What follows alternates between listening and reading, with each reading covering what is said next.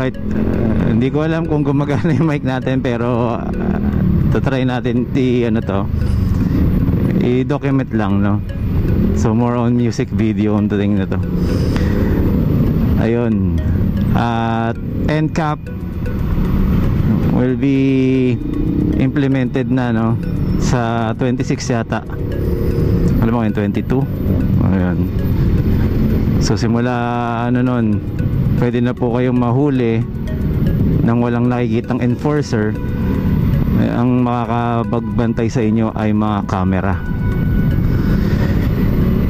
So ayan na, di ba? Binalik nila yan, guys. Sabi ko sa inyo, ibabalik at ibabalik yan. Pati itong mga e-bike rules and regulations. Meron tayong dyan, magkakaroon ulit tayo ng dyan, batas, no? So hindi ko lang alam kung paano gagawin yan. Kung hindi nare-rehistro, gusto naman magpa-rehistro, hindi ko alam paano. Kaya po kami nag-e-bike para po makatipid. Ang ingay nung tambucho nung nandun. Ewan ko kung naririnig sa video. Baka hindi, kasi nga nagluloko yung mic natin,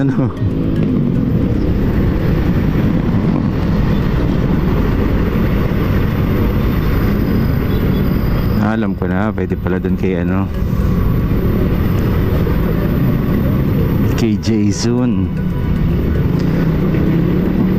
Okay, so ayan, pwestuhan lang po tayo dito. Kasi pag doon may mga nagsasakay, ayan, nakasignal na siya. Pagbigyan na natin yan, kicks yan, hybrid yan, guys, electric.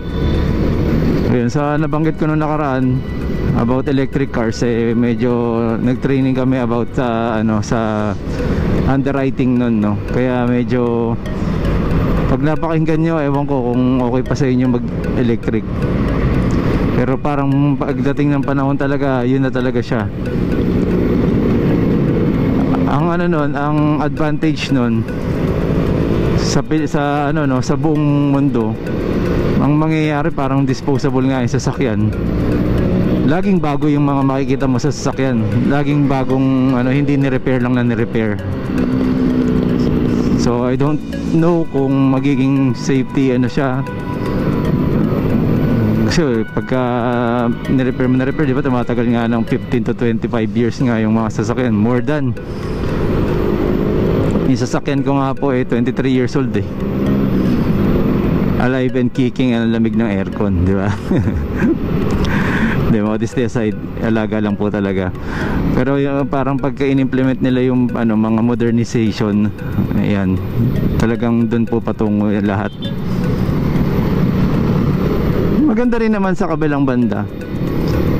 Pero kagaya nun, mga insurance companies, medyo sila, magmamahal talaga yung premium niyan, kasi konting bangga, wreck agad. Diba? Yun ang pinagkaibahan kasi nung pagbakal matibay, pero makina ang kakabit mo. Pero pagka battery lalagay mo dyan, hindi pwede bakal. Pagka pag nagdikit, mag-spark kagad yan. Kaya ang nilalagay dyan, aluminum. Yung chassis ng sasakyan ng mga electric cars ganun. Hindi mo siya basta mawi-welding o mapapakapitan ng ng kapet.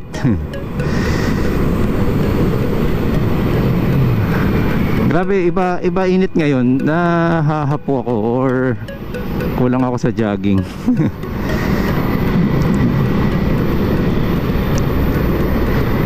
Aquino. Yung kanina may dire-diretso nasa stoplight, no?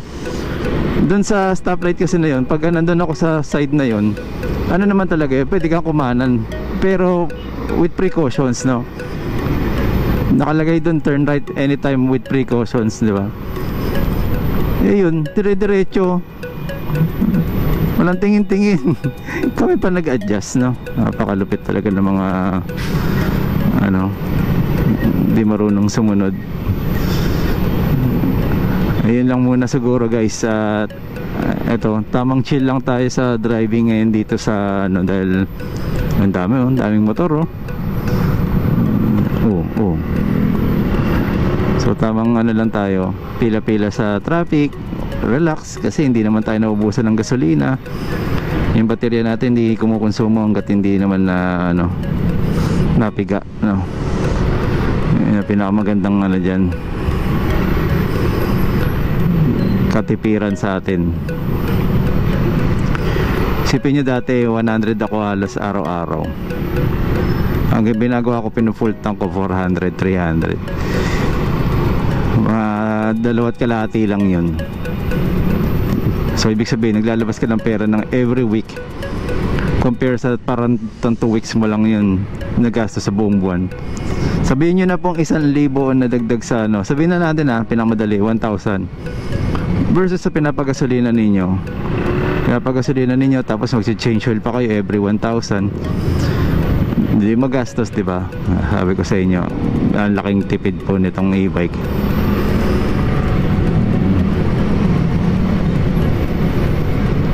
Ayun, so yun lang po muna. Siguro maglilinis tayo nito sa ano. Ayun na, nakikita ko nang gigitata na sa dumi yung ating e-bike. Ayun o, ang dumi o. Kaya ano natin yan, linisin natin sa ano, or mamayang gabi nilinisan ko na kagad siya bago ko siya i-charge. Ayun, so yun lang po muna. Maraming salamat po. At maraming salamat po sa mga ano no, sumusuporta no. Nakakatuwa naman. At marami po nagsabit, may natutunan naman at na-refresh no. Pwedeng alam nyo naman po sabi ko nga po sa inyo, alam nyo naman po yun, pero ay oo nga no, mapapaganon ka pa rin kasi iba pa rin yung laging nakakarinig ka sa training, di ba? Nare-refresh ka talaga. Oo nga, hindi lang naman ako basta nagsabi niyan, kundi na-experience nyo rin yan, di ba? Alright, tuloy lang po natin no. Isakto lang po natin ng ano to, ng konting discussion ng ano. Ayun, sa NCAP nga po pala, paalala ko lang, pagka kayo ay nahuli sa renewal ninyo or ano, papadala kayo ng sulat. So pagka pumunta kayo doon, papakita sa inyo kung ano yung violation ninyo, yung video ninyo or picture ninyo na nag-violate kayo. So pagka yan, naubos yung memory ng mauubos ang memory niyan. Kailangan mag-refresh. So mabuburat pala yan op.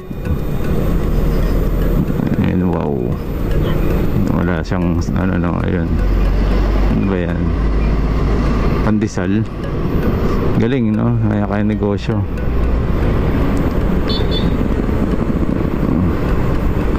So yan, ito po ay Miriam Defensor Santiago or Agham Road.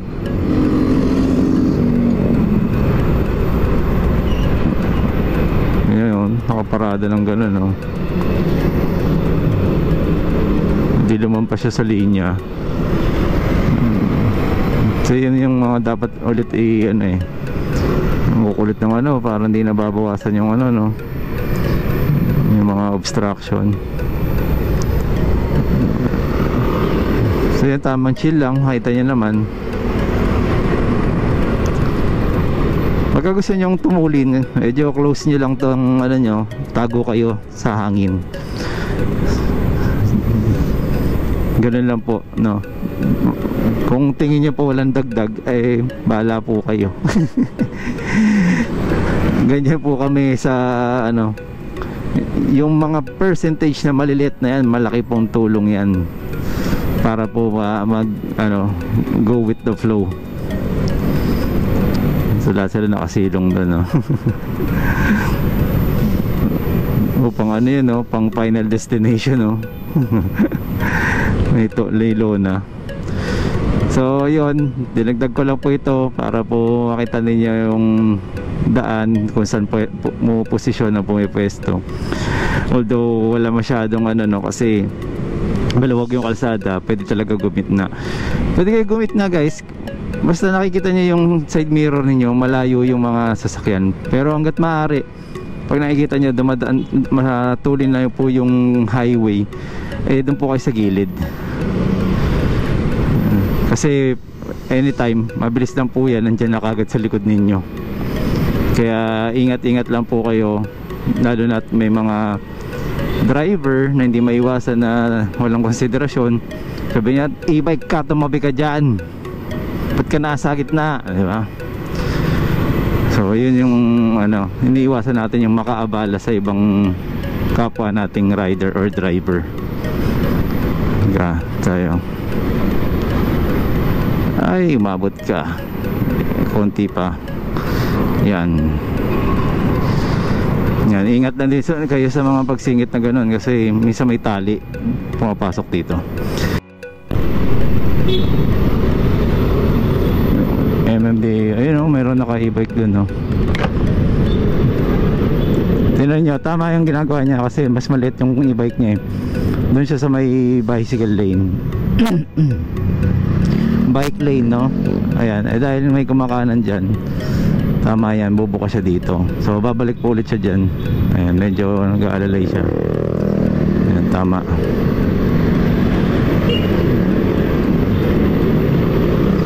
Parehas nung atin yata ito eh, yung mga ganyang ano, foldable yan, stand, electric kickstand yan, scooter. Ayan, so kakaano, tingin ko siya, hindi. So unahan na natin. Ayan, shout out, ingat po dito tayo sa road, ano, bicycle lane, yeah. So, medyo malayo kasi talaga takbo nun sa takbo dito. Pero guys, ang mga ganun, may mga kargado at dual hub yun, ang tutulin yan.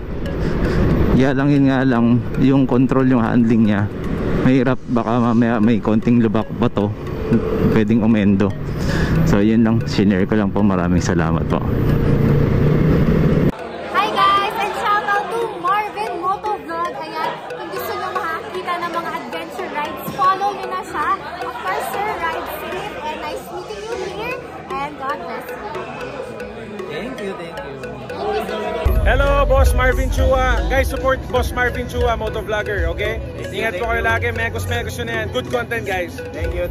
Ayan o, meron na rin tayo dito sa Japan, guys. So okay, once again, Marvin Chua Motovlog po.